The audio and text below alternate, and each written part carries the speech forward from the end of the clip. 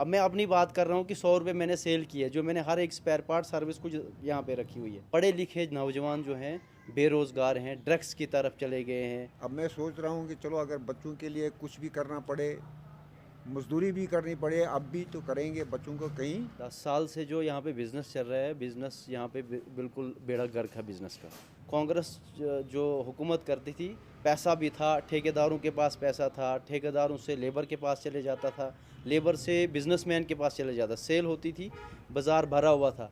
आज पूरे थोड़ी बहुत अपनी ज़मींदारी भी है, चलती है खेती बाड़ी, तो उसी में अपना गुजारा चल जाता था। अब आगे बच्चों का फ्यूचर जो है वो बहुत मुश्किल है। खास करके पूरे जम्मू कश्मीर में मातम छाया हुआ है बिज़नेस की। कोई काम नहीं है, कोई काम काज नहीं। यहाँ पर जो भी हुक्मरान आया, चाहे पूरे हिंदुस्तान में आया, मगर हमारे बदवा को किसी ने नहीं पूछा। तो दोस्तों इस वक्त हम डोडा डिस्ट्रिक्ट के बदरवा इलाके में हैं। बदरवा कॉन्स्टिट्यूंसी से भी इलेक्शन जो है भरपूर तरीके से कैंपेन चल रही है। अलग अलग पार्टीज़ की तरफ से अलग अलग कैंडिडेट्स भरपूर तरीके से अपनी कैंपेन में हिस्सा ले रहे हैं। हमारे साथ इस वक्त कुछ दुकानदार हैं, कुछ बिजनेसमैन हैं जो यहाँ पे बिज़नेस कर रहे हैं काम। इनकी राय पूछते हैं कि ये किस तरीके से इस इलेक्शन को देखते हैं और इस इलेक्शन से क्या उम्मीद रखते हैं कि इनका कारोबार आने वाले टाइम पे किस तरीके से जो है फलेगा फूलेगा। आइए हम इनसे बात करते हैं। हमारे साथ कुछ बिजनेसमैन मौजूद हैं, हम इनसे पहले अब इनका नाम जानेंगे और फिर बात की शुरुआत करते हैं। जी, मेरा नाम तारिक शेख है। देखिए सर, आपका पहले मैं आपका शुक्रिया करता हूँ कि आप इतने दूर से आए हो। मैं बात करूँगा जो आपने बताया ये इलेक्शन के बारे में, बिज़नेस के बारे में। ये सर आपको बताएंगे कि 10 साल से जो यहाँ पे बिज़नेस चल रहा है, बिज़नेस यहाँ पे बिल्कुल बेड़ा गर्क है बिज़नेस का। जो पहले बिज़नेस होता करता था वो बिज़नेस आज यहाँ पे नहीं है। मैं खुद अपनी बात कर रहा हूँ कि देखिए सर, मैंने यहाँ पे एक शॉप खोली है जो पूरे डिस्ट्रिक्ट डोडा में नहीं है। जो मेरे पास यहाँ पे हर एक स्पेयर पार्ट भी है, सर्विस भी है और इलेक्ट्रॉनिक्स आइटम हर एक मेरे पास है। और 100 रुपये मैंने सेल किए सुबह से, 100 रुपये सेल किए मैंने। अब ये किसके कारण है? ये सब जो कारण जो है, ये सब इस जो हुकूमत आज है, ये इस हुकूमत की वजह से है। जो पहले 2014 से पहले काम हुआ करता था, पहले हम होटल का काम करते थे, टी स्टॉल का काम करते थे। हम कम से कम 60-70-80 केजी हम दूध बेचते थे, चाय पे दही बेचते थे, चाय वगैरह जो उसमें जो बेकरीज आती थे वो बेचते थे। अच्छा खासा हमारा 1000-1500-2000 रुपये दिन का निकलता था। और आज का अगर मैं बात करूं आपको, आज का इस हुकूमत की वजह से हमारे, आपको पता ही है कि पेट्रोल कहाँ पे पहुंचा, गैस जो 400 कुछ रुपए थी वो 800 हज़ार के ऊपर चली गई है। तेल कहाँ पहुंचा है। कपड़े की बात करो, इलेक्ट्रॉनिक्स की बात करो, हर एक चीज़ पे टैक्स लगा हुआ है, बेड़ा गर्क हुआ है। बिजनेसमैन किसी चीज़ के लायक नहीं है, यानी कि वो बिज़नेस के लायक नहीं है कि बिज़नेस कर सकता है। नौकरी तो खैर, नौकरी तो जो यहाँ पे हमारे यहाँ पे कुछ यार दोस्त हैं जो एमए करके हैं, बीएससी करके हैं, जो जिन्होंने बीटेक किया है।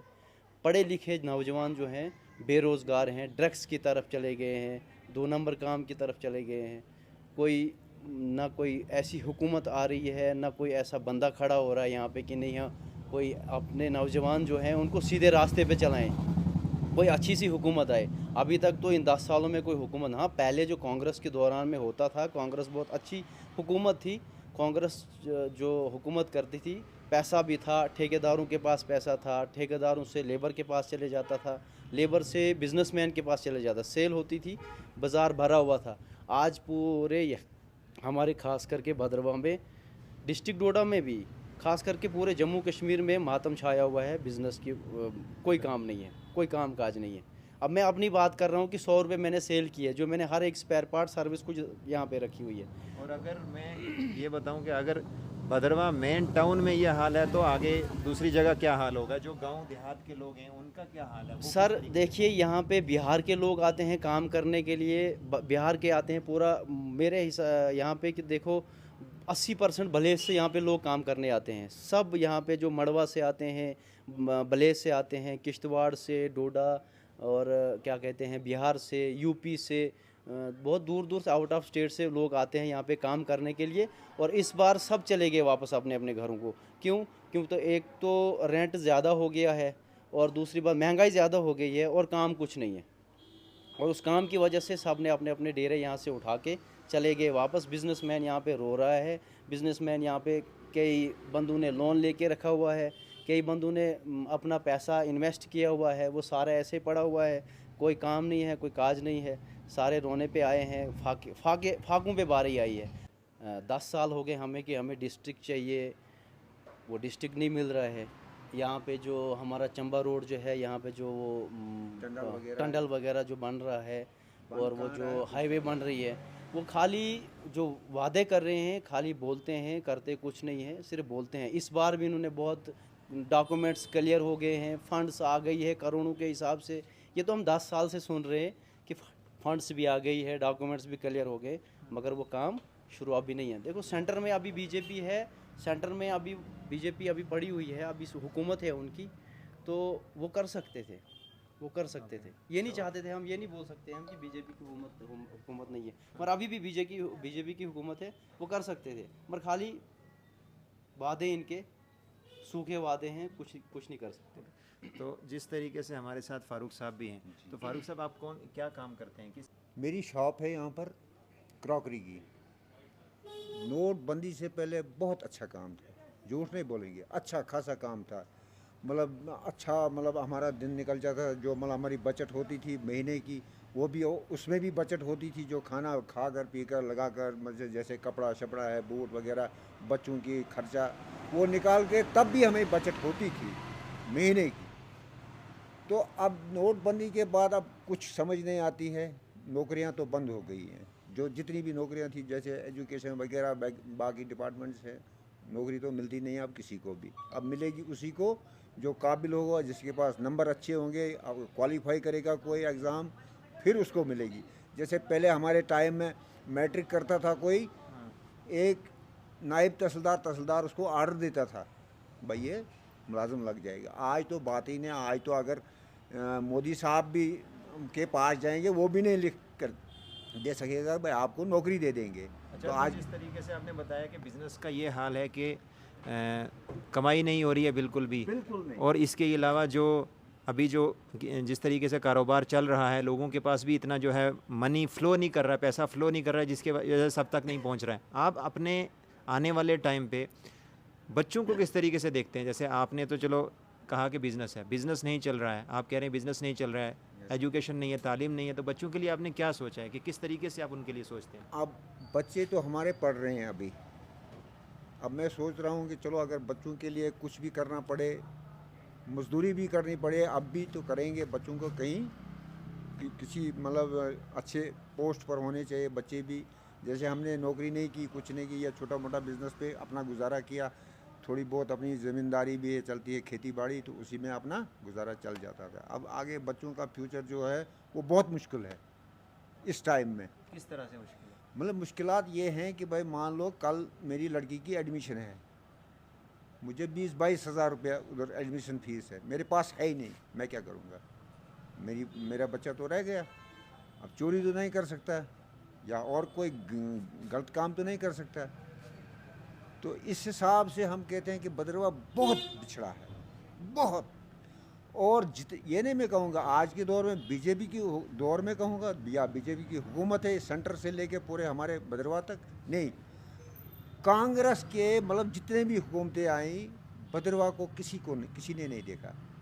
जैसे नेशनल कॉन्फ्रेंस इस वक्त जो हमारे महबूब साहब उठे हैं एमएलए,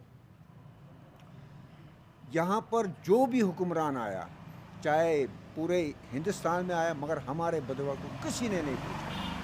ये एक ही अल्लाह का एहसान है, यहाँ पर ऊपर वाले की देन है, कुछ बरकत है, बाकी आप बोलोगे कुछ नहीं है। तो अभी जब 10 साल बाद इलेक्शन हो रहे हैं, तो आपको क्या उम्मीद है कि बिज़नेस और बाकी नौकरियों में और बाकी चीज़ों में कुछ उम्मीद है? अब देखो, जैसे मैंने अभी कहा, हमारे जो इस वक्त एमएलए हैं दिलीप परियार साहब, वो खुद बहुत अच्छे बंदे हैं, ये नहीं कहूँगा कि वो गलत बंदा है, बहुत अच्छा बंदा है वो, मगर जो उसकी सोच है वो बहुत अच्छी सोच है, गलत सोच नहीं है उसकी। वो क्या है कि अब ये नहीं देखना है कि भाई मेरा लड़का मुलाजिम लग जाए, बस मेरा दिलीप परियार हो गया, या मेरा लड़का मुलाजिम लग गया, ये महबूब साहब, बस इसी का नहीं, जर्नल ही होना चाहिए। ये नहीं कि बस मेरा फ़ायदा हो गया, बस अब छुट्टी नहीं, अब नहीं ज़रूरत है इसकी, नहीं, जनरली फ़ायदा होना चाहिए, पूरे पब्लिक का फ़ायदा होना चाहिए। आपका ये कहना है कि जो भी आज के टाइम पे आगे बन के जो भी एमएलए बन के आए वो भदरवा की आवाम की हाँ खैर ख्वाह हो और साथ में जो आवाम डेवलपमेंट के ऊपर जो है वो काम कर वो सके। होना चाहिए। ये नहीं, जैसे अब भी हमें उम्मीद है, अब अपने इसे जो लोकल लीडर है हमारा महबूब इकबाल साहब, ये डिविजनल कमिश्नर रहे हैं, पढ़े लिखे हैं, बड़ी पोस्ट पे रिटायर हुए हैं, पूरा ये जम्मू कश्मीर जानता है इनको, मतलब ये नहीं है कि भाई कोई अनपढ़ आदमी है, डिविजनल कमिश्नर रिटायर हुए हैं ये। अब आखिरी उम्मीद है हमें इसकी, अब भदरवा के लोगों पर डिपेंड है ये इसको कैसे बनाएंगे, चाहे हमारे हिंदू भाई हैं, मुसलमान भाई हैं, सिख भाई हैं, क्रिश्चियन है, ईसाई कोई भी है, वो अब उनको सोचना हमारा लोकल लीडर है। अगर वो चाहें तो इसको कल बना सकते हैं और कल इसको पकड़ भी सकते हैं। जब मान लो ये जीत कर आ गए फिर हम इसको पकड़ भी सकते हैं। अगर कल ये हम लोगों ने इसको सपोर्ट नहीं की तो हम किसको पकड़ेंगे? फिर तो वही हाल होगा। जी बहुत बहुत शुक्रिया फारूक साहब, बहुत बहुत शुक्रिया आपका भी, आपने अपना वक्त दिया। उम्मीद है कि इलेक्शन में कुछ जो भी अपने कैंडिडेट जीत के आएंगे वो लोगों के मसाइल का हल निकालेंगे। बहुत बहुत शुक्रिया। आप देख रहे थे इलियास रिपोर्ट्स।